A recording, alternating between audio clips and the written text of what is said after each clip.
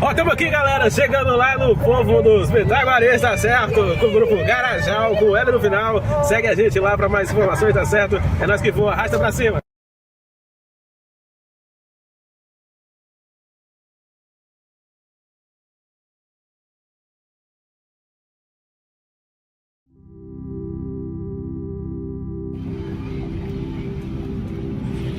Eu tô animada, mas eu procuro, quando quem tem ansiedade, procura não se animar tanto. Se frustrar. Não se frustrar. Azurando sobre as leis, um risco lindo, lindo ardor do céu fervor. Trago comigo um amor tão linda cor. Quando eu comecei a fazer rap, porque antes de fazer rap eu era b-boy, eu já fui b-boy. Meu nome é Anki, eu sou artista visual, arte educadora. O que mais que eu sou? Meu nome é Dizio Brinco, né? Eu tô entrando aí na questão da arte, do audiovisual. Meu nome é Virgínia, né? Conhecida mais como Virgínia Ramos, que é um nome assim que eu adotei. E eu, particularmente, eu tenho aprendido muita coisa aqui. Comecei, né?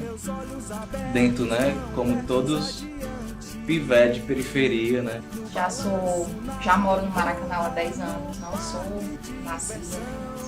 Então, eu sou Jaqueline, eu sou assistente social, mas também sou da área da saúde, técnica de enfermagem há 13 anos. Pronto, eu me chamo Cauã Pitaguari, eu sou um dos caciques do povo Pitaguari.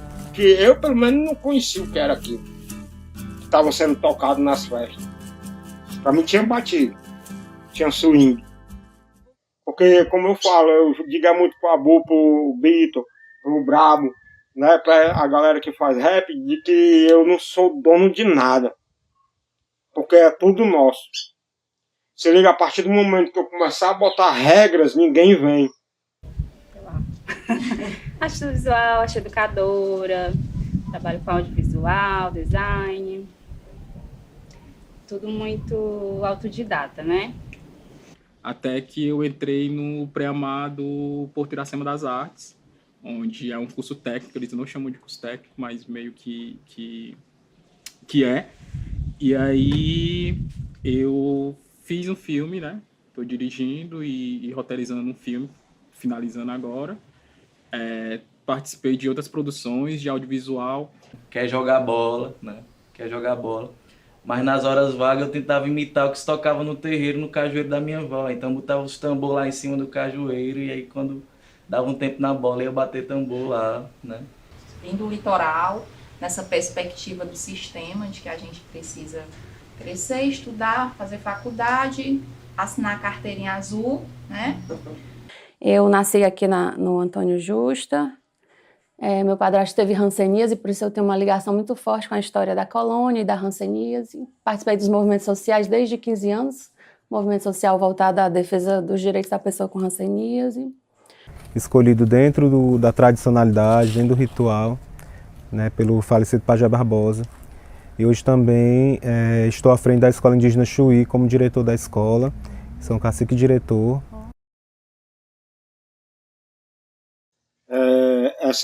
Para falar a verdade, antes de algo se tornar algo aqui, era a casa da minha mãe, a casa da mãe. A gente passou a usar esse espaço como a fusão do hip hop, depois que a minha mãe faleceu em 2014, aí eu ainda passei 3 anos, ainda uns 3 anos na depressão. Depois desses 3 anos foi que eu comecei a pensar, não, mano, tem que voltar às minhas origens e fazer o que eu estava fazendo, pelo menos eu estava mantendo a minha mente ocupada com algo positivo. Aí, nessa de eu começar a fazer zoada de novo aqui, porque era lá no meu irmão, aí eu trouxe meu som de pra cá, aí passei a fazer zoada aqui, aí foi aparecendo um amigo meu que morava aqui embaixo, eu acho que vocês já ouviram falar, que era Geral de Tudo, o nome do grupo. Um amigo apareceu, Aí ficou trocando ideia comigo, aí nessa arrumação esse cara passou a cantar rap, que trouxe outro amigo, que foi trazendo outro amigo, quando do nada tinha uns 8 aqui dentro de casa, todo dia trocando ideia, ouvindo som e falando de tudo, porque assim, a gente não fala só de música, não é mesmo porque a gente não é expert em música, eu não sou. Eu só sei do que eu escuto, do que eu gosto. E eu só gosto de ouvir o que é bom. O que diz alguma coisa, o que me faz pensar. Aí nessa brincadeira, a gente já tinha um som das antigas, eu e o Daniel Jogueiro, que infelizmente no começo da pandemia, né, ele nos deixou. Ele já tinha um som que ele falava em QG. Aí eu já sabia que QG é um quartel-general, né, que é coisa de polícia, de militar, quartel. E eu comecei a pensar comigo mesmo que o que a gente estava fazendo era um quartel do pensamento, porque todo dia a gente estava aqui, fazendo isso e acontecendo, fazendo evento nas praças aqui, na praça ali, sempre aqui do bairro, fazendo os eventos, e essa galera que colava aqui era eles mesmo que ia para os eventos, ser atração nos eventos. E assim, o Cine Broca, a ideia veio em 2020, durante a pandemia, surgiu do desejo mesmo de fazer um cineclube, né? E aí a gente queria também exibir esses filmes que tinham a ver com essa temática do riso, da palhaçaria, do circo, né? Mas depois também expandir essas linguagens, né? Nos conteúdos, assim. Eu ia falar do nome broca, né? Que é por conta da gíria, de falar que você tá brocado, que você tá com fome, né? Então, vem muito dessa palavra e dessa sensação mesmo, de você tá ali e você quer brocar, quer comer alguma coisa, e não só ser esse alimento físico, né? No caso, seria uma viagem mais de alimento intelectual também, por conta dos conteúdos que a gente exibiria no cine, no caso. As apresentações é porque, pelo menos a gente tinha um entendimento, e eu ainda concordo com isso, né? Que a linguagem do cinema, ela é muito academicista, né? Muito voltado para um grupo específico de pessoas, e aí, pelo menos nos cineclubes que eu já vi, é tudo muito, vamos aqui sentar, assistir o filme, discutir sobre isso e pronto, né? Uma coisa muito de estudo, o que é legal também, mas que o que a gente queria é que fosse uma coisa mais popularzona, que as pessoas se sentissem mais à vontade de chegar e que fosse um acontecimento, entendeu? Então, além disso, também perceber a realidade que a gente vive e as pessoas que a gente está perto, né? Quem é a nossa rede? A nossa rede é um bocado de artista. Então, por que não criar um formato onde eu possa agregar essas pessoas para estar se apresentando nesse rolê? Porque na nossa cabeça fazia todo sentido, assim. Então, vamos fazer sempre, aí ficou combinado esse formato, né? Fazer as exibições, ter o filme, a roda de conversa, ter a comida e ter essas apresentações que casem com as exibições, né? Para mim, são duas fases, sabe? Antes do DIS, depois do DIS, né? Porque depois que ele entra, qualifica o discurso do projeto, né? E aí as nossas ideias, elas vão casando muito, tipo, coisas que queremos exibir, qual é o pensamento que a gente tem, por onde que a gente quer ir, de que forma, né? Então, tudo isso a gente teve que dar uma repaginada, né? Por isso que muda logo, por isso que muda um pouco o discurso, né? Porque a gente se viu realmente... Não, esses aqui são os nossos objetivos, né? Difundir, descentralizar, empretecer, qualificar o nosso discurso, as nossas conversas, chamar as pessoas da cidade para conversar sobre assuntos que a gente precisa conversar. Tudo isso de uma maneira divertida, assistindo um filme, dando uma risada, né? Vocês se manteram, de certa forma, né, pensando o projeto bem parecido, mas criando outras possibilidades, né, para esse projeto. Que é o sentido do broca, né? As pessoas chegam aqui brocadas e a gente vai dar o alimento, tanto espiritual, como físico, como intelectual. Esse espaço aqui é uma casa do modelo do Gereissati, né? Aquelas primeiras casas do conjunto habitacional. Então, ela realmente, quando eu cheguei, né, já estava muito complicada a situação, né? Porque ela é bem antiga, não passou, acho que, por quase nenhuma reforma, né? E aí isso tem sido uma das dificuldades, né, ao longo do tempo, assim, das nossas edições acontecerem aqui. Que também é muito questão de logística, né? A gente tem o intuito de fazer o Cinebroc, continuar com o Cinebroc itinerante, porque eu acho que é importante a gente descentralizar, a gente levar para outros territórios que não conseguem chegar aqui, porque a gente sabe que tem um problema do acesso, né? Eu acho que uma das grandes problemáticas do cinema é a questão do acesso. Então a gente tem isso em mente, mas é porque era o mais viável a gente ter um canto onde a gente pudesse guardar as coisas. Vamos fazer aqui, tá, beleza, é aqui, e é central, e é perto pra galera acessar, mas é mais ou menos isso. E também da necessidade das gatas de ter um canto, né? Sim, porque realmente precisava trocar a fiação elétrica, né, para não comprometer nada, nem os equipamentos e nem as pessoas. E daí eu fui só juntando o dinheirinho, juntando as moedinhas do salário mesmo, e ia consertando aos poucos. E por conta dessa questão, o espaço está inviável, passou muito tempo inviável de usar, que também veio essa necessidade de ser itinerante, né? Tipo, se a gente está aqui e não consegue usar o espaço e tem a necessidade de ir até as pessoas, então acho que a gente pode pensar nessas edições itinerantes, né? E eu acredito muito que a maloca sempre existiu, a partir do momento que eu comecei a morar sozinha com 12 anos, né? Mas antes disso, a casa só tinha um vão e morava umas 8, 10 pessoas aqui em casa. A gente sempre abrigou muito.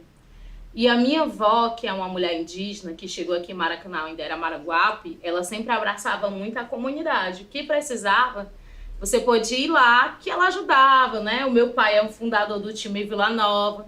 Então eu digo muito que eu já trago essa tradição dela, né? A de portas abertas, de casa aberta.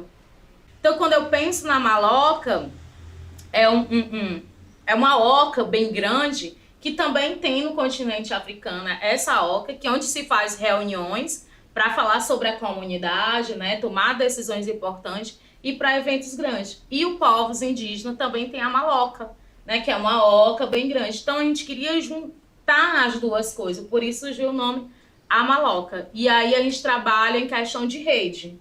Eu digo muito aqui, o quintal ele só é a base para quem precisa um momento de tempestade. Mas a gente tem que trabalhar em comunidade, em rede. A maloca pra mim é muito... isso aqui.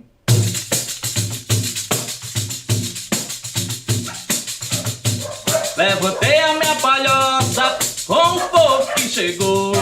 Meu quilombo é minha maloca, sou do povo benzedor. Meu quilombo é minha maloca, sou do povo benzedor. Chamo o povo de terreiro pra pisar com muito amor. O povo pitaguari, desse chão ele cuidou. O quintal é da maloca e Ançã foi quem firmou.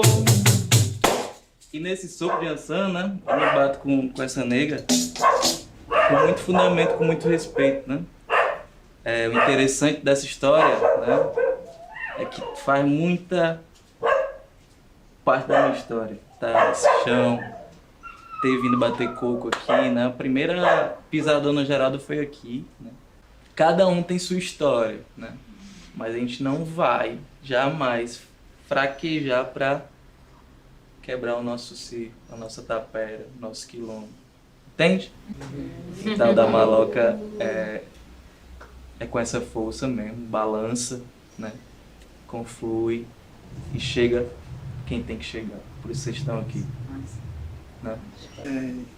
E aí dizer que é muito importante o trabalho que é feito aqui nesse quintal, como os meus companheiros já vinham falando, na cultura, na questão da identidade negra. E a partir desses encontros, inclusive a própria cidade começa a se oxigenar, no sentido de se reconhecer negra, porque nós somos, mas não nos vemos. Né? E depois de, acho que 2016, a gente meio que se desvinculou do movimento social que a gente participava e a gente criou um outro, em 2018, um movimento que a gente tem agora, que era o Coletivo Antônio Justa, que depois virou o Instituto Antônio Justa. Quase com os mesmos objetivos que o movimento anterior, mas com uma coisa mais voltada para a cultura, né? Porque o outro era mais voltado para a saúde. O Instituto foi criado, primeiro, com o objetivo de resolver as demandas do bairro. A gente estava sem nenhum movimento articulado aqui no bairro e estava se afundando, né? A gente estava muito esquecido, ninguém nem sabia o que era a colônia, o que já foi, nada da história. Aí a gente pensou, vamos chamar mulheres lideranças, né? Aí chamei várias mulheres do bairro. A gente fez uma reunião e pautou lá quais são as prioridades do bairro, de questões assim que são urgentes. E aí a gente pensou como é que a gente resolve isso se não tem uma representação. Aí a gente não precisava de representação. A gente pensou que podia resolver tudo se auto-organizando, né? Começou a atuar, mas a gente não tinha um nome. Então a gente pensou o coletivo Antônio Justa já começava, o João Paulo estava com a gente na época, e a gente usava o Cineclube para convidar mais pessoas, né? A gente criou até o Café com Lutas. O nosso plano desde o início é que a gente trouxesse visibilidade para o bairro, para o único ponto positivo que a gente tinha. Aliás, a gente tem dois, que é o de se auto-organizar, e o segundo é que a gente tem um potencial histórico que precisava ser usado porque a gente não tinha outra ferramenta para aproveitar. Então, se a gente desse visibilidade para a nossa história e se tornasse uma coisa importante aos olhos de quem poderia, né, fazer alguma coisa no bairro. A gente era do Morran, a gente se desligou e houve uma outra gestão, uma última gestão que foi eleita, sem a nossa participação, né, dos antigos voluntários. E essa gestão só pisou aqui no dia da eleição e depois abandonou. E aí o prédio foi se deteriorando e ninguém... Aí eles assumiram e não deram conta, porque braço era nosso. Desapareceram e o prédio ficou abandonado. Ficou desocupado um lado, reformado não era reformado, era uma coisa assim, tá com telhado e parede e porta. Nem tinha janela, tinha só a grade, a janela a gente que botou. Aí a gente veio na coragem e ocupou, o Instituto ocupou o prédio. A gente ocupou porque é um prédio histórico que servia para um movimento social e a gente era movimento social e estava sem sede. Então a gente só abriu as portas e entrou. Agora é nosso. Aí a gente ficou com uma parte, né? Uma bandinha. Aí passou 1 ano, 2 anos, 3 anos. Ano passado é que a gente conseguiu recuperar o resto do prédio. E aí nós estamos em uma das retomadas do Povo Pitaguari, porque nós temos outras também acontecendo nesse momento, né? E aí eu estou nessa resistência aqui também, dessa área que é ancestral, né? E aí nós estamos nessa disputa, esse litígio ainda que perdura. Estamos há 6 meses já, desde o dia 29 de setembro do ano passado, foi o dia que nós entramos aqui. Já era uma área muito pretendida, porque essa área já era utilizada por nós já há muito tempo, né?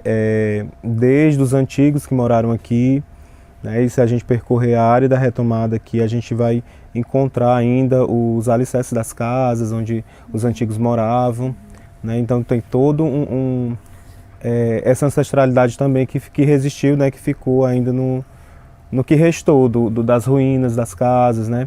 Eles foram obrigados na época a se desfazerem daqui, não somente a minha família era um dos troncos familiares que moravam aqui, mas outros troncos familiares também pertencentes ao povo Pitaguari que moravam aqui, né? Que foi a primeira tentativa de ocupação aqui, né? Por parte do poceiro, que era a construção de casas habitacionais para pessoas de fora, de outra comunidade.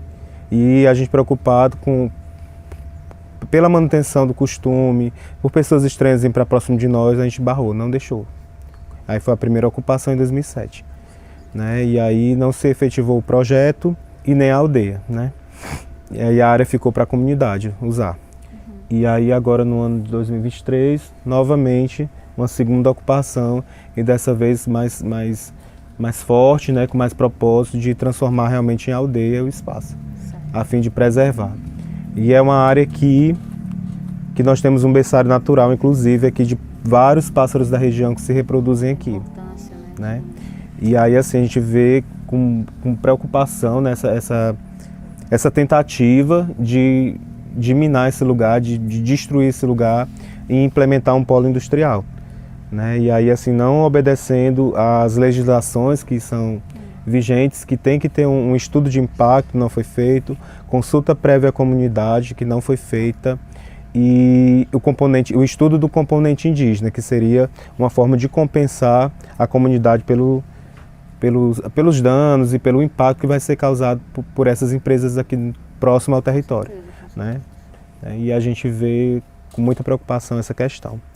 Vocês estão com quantas pessoas hoje na ocupação? A gente tem 50 famílias aqui, né, cadastradas, todas com indígenas que moram fora da demarcação, porque hoje não tem espaço. Pronto, aqui a gente se reveza, né, porque também todo mundo trabalha, alguns trabalham na própria comunidade, a maior parte na escola, são professores, né, que estão na luta, porque nós entendemos que a escola nasceu da luta e para ela se volta, por isso que há esse link da escola e retomada e luta, né? Então a maior parte dos ocupantes aqui são os professores da escola, né? Além de lideranças e pessoas da comunidade também, né? E aí vem nesse apoio e aí a gente se reveza nessa rotina diária de trabalho, né? Eu particularmente divido a minha vida escola e aqui, como é próximo, eu fico nesse link o dia todo, de estar vindo também, recebendo a galera aqui, movimentando, né? E aí os outros vão para o trabalho, quando chega do trabalho já ficam aqui. Ele só tá Cada filmando um direto. tem seu trabalho. Eu quero saber de filmagem. Filmar a escola.